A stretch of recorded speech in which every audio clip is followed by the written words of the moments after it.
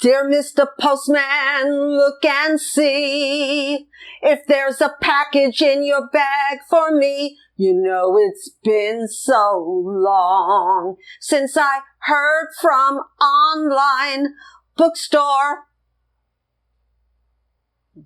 You gotta wait a minute, wait a minute. Ooh, you gotta wait a minute, wait a minute. I waited more than a minute for my mail haul.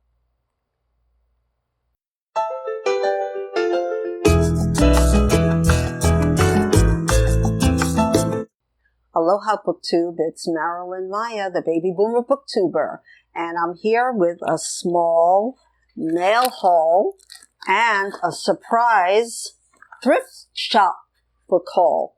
So let's start right in. My first I wanted to say that the song that I sang was from 1961, and it's the Marvelettes. And for you youngins, the first Motown #1 hit for the Motown by the Marvelettes. And I remember buying the record when I was 10 years old, and I thought it was very interesting because people don't wait for letters anymore. And I think the art of letter writing is slowly going down to nothingness. And I think that's a big shame. I got so much pleasure from letter writing, starting with writing to my cousin who lived 4 miles away. And we talked about books, and then pen pals, and then sweethearts. I mean, love letters. I mean, it's something that email and texting can't live up to, in my opinion. So tell me what you think about letter writing and why it shouldn't go away, because I think it shouldn't. Okay, now on to the mail haul. And like I said in my song, I sent for these books so long ago, I don't remember what they are, except for one, and I'll get to that. I stopped the video so you don't have to see all the opening. It was harder than I thought. So the first one is, I Want You to Know We're Still Here, a Post-Holocaust Memoir by Esther Safran Foer. And I know I got this book from a booktuber, and I sort of remember why I wanted it. I can't remember the booktuber. This is what it's about. Esther Safran Foer grew up in a house where the past was too terrible to speak of. The child of parents who were each the sole survivors of their respective families. For Esther, the Holocaust loomed in the backdrop of daily life, but never was discussed. The result was a childhood marked by painful silences and continued tragedies. Even as she built a successful career, married and raised 2 children, she always felt herself searching. And this is what I wanted to read were children of Holocaust survivors and the trauma, the generational trauma that they bring with them, that their parents bring, that their parents bring. And it was recently, this week was Rosh Hashanah, which is the New Year. So I think it's a perfect time for me to read this. And it says that she's a natural storyteller, and what a story she has to tell. A tribute to human resilience. Her family saga is full of heart and the breath of life. It's a perfect tonic for our cynical times. I loved it. And it's a beautiful cover. It looks like it's her mother holding her, is my guess. So that's my first book in my mail haul. Now let's see, the second book.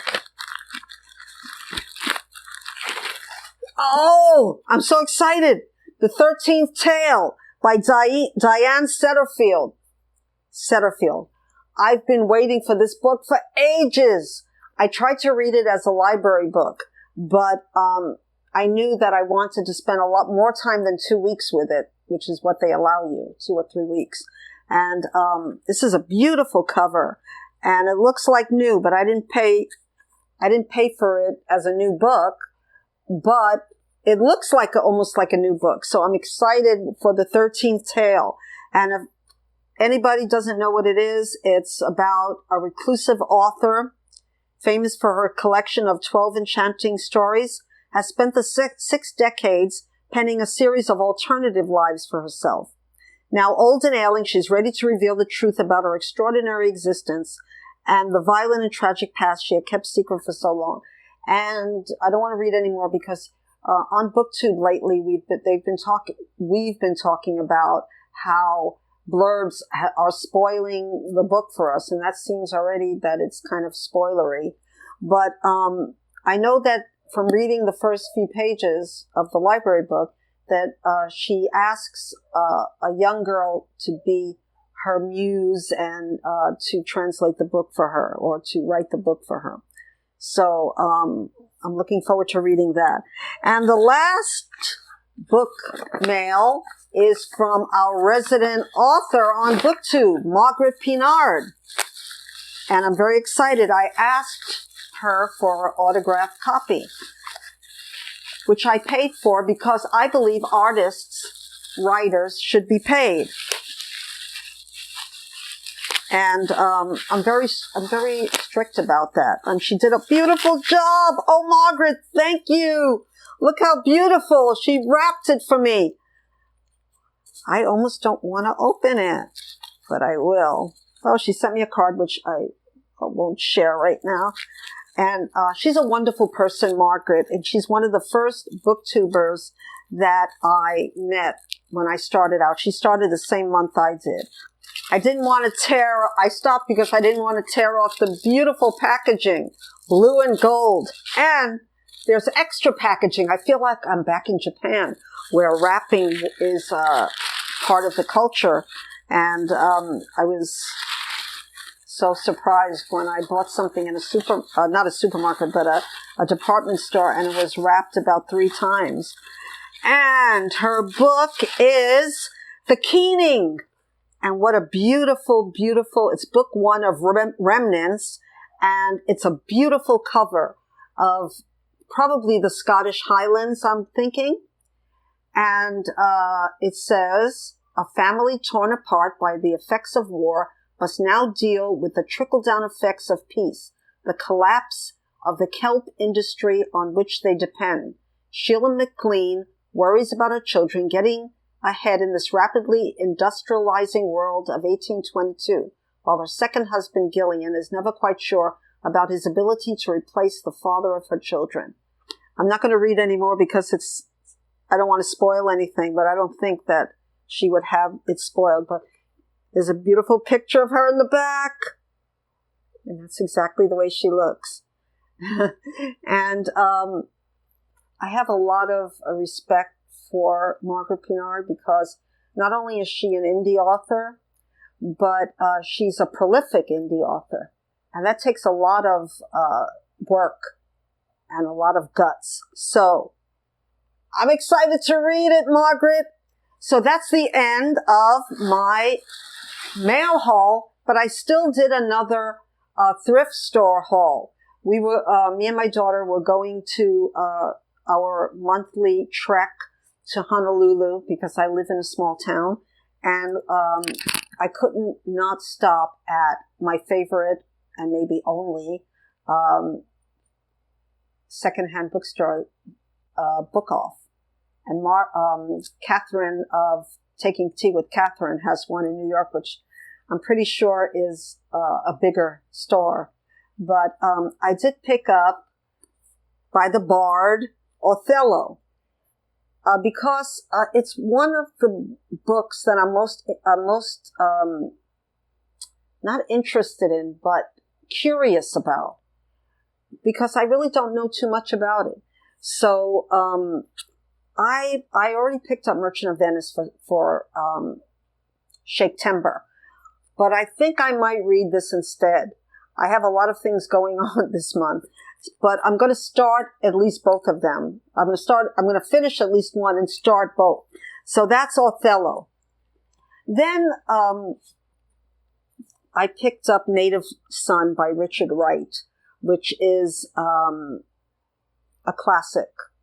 And I took when I was in college, my major was intercultural communication, which is not exactly a major that is very popular that you pick when you pick a college. It's one that I sort of did myself. I created it myself.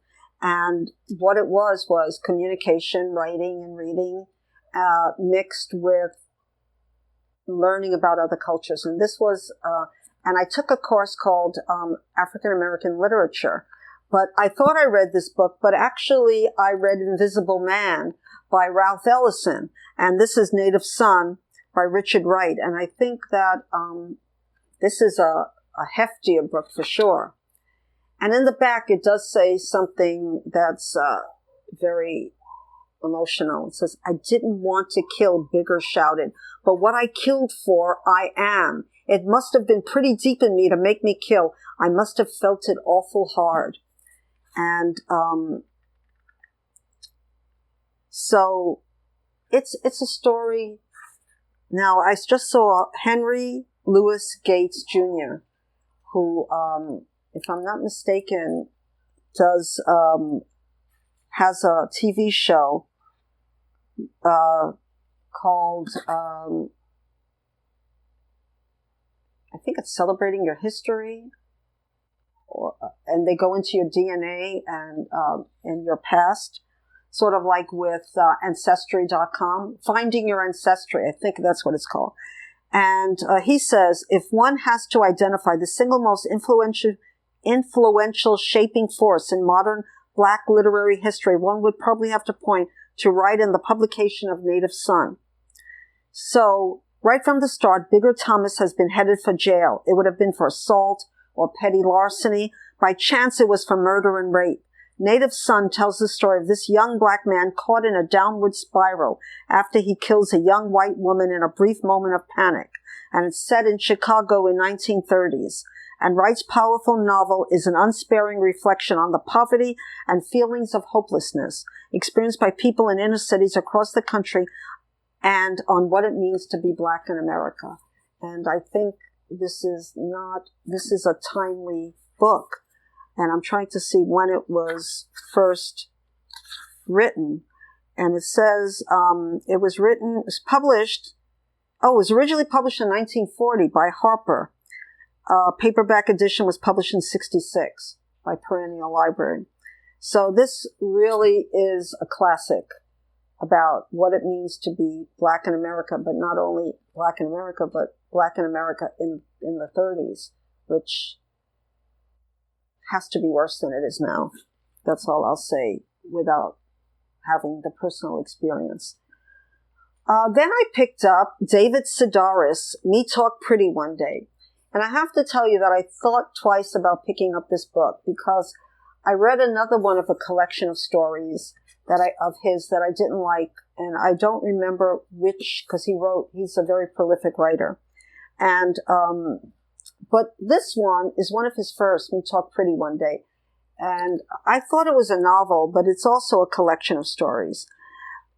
People say that it's hilarious. Poignancy is palpable here. We're curled up laughing while we read, but too deeply affected by all that hides between the lines. So, effortless comic build of the stories had me howling at the airport, my hands shaking, my eyes glistening with tears. I hope it does that for me, because I love to laugh. I love books that make me laugh.